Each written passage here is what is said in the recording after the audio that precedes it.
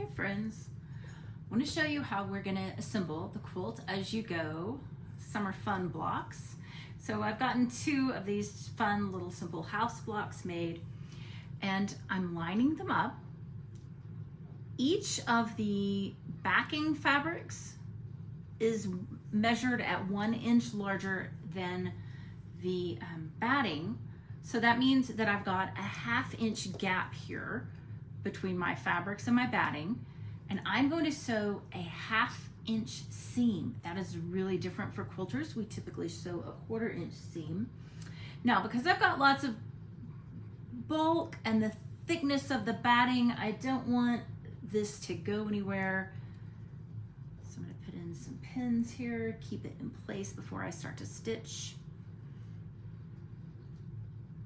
And I already took a minute to look at my machine and see where my 1/2 inch guideline is. Let's see, there we go. All right. Now, if I have miscut my batting or it's scooched over a little bit in my work, I'm not going to worry about that. The important thing is that this is an invisible Quilt As You Go method. When I first saw Quilt As You Go with strips, I did not like that look. It's a look, if you like it, great. I just didn't care for it. But when I saw this method and it was so close, I couldn't even tell. Now what's happening is my batting is starting to lift up at the little bump on my foot, and so I'm just gonna lift my foot up, poke it back under, continue to sew. Now, the left side of my foot on my machine is lifted up onto the batting. So if you had an offset foot, this would certainly be a place you could use it.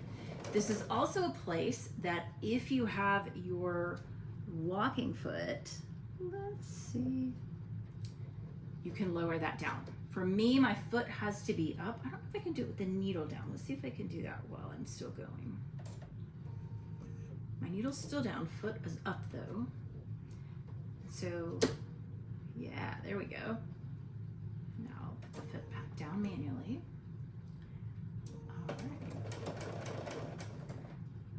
What that foot does is it just helps your machine handle bulk a little bit better. Going nice and slow here. I want to make sure I'm staying in alignment at that 1/4 inch. And I feel like I'm pushing my batting over a little bit, so I'm just going to lift the foot up, smooth it back into place.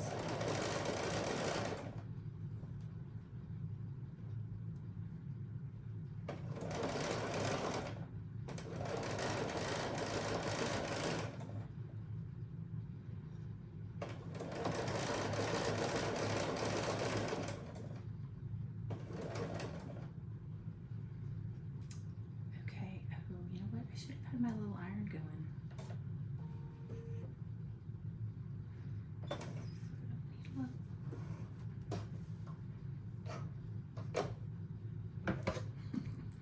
I tend to cut that with scissors or use a thread bunny. It's gonna do it all right. All right. Now, if you've not been able to visualize what I've been talking about with this Quilt As You Go method, okay, I haven't even pressed it yet, and look how good that looks. You can't tell. You can't tell that there's batting back there. When I iron this, I'm gonna iron it open, press it open. Hang on, I'll do that right quick. Okay, so I got that seam pressed open. Now, in case you're wondering about bulk at the corners, what's going to happen is you're going to trim this one down, just a long angled cut. Let me go ahead and do that just to show you. I'm not cutting into the stitches. You see that good?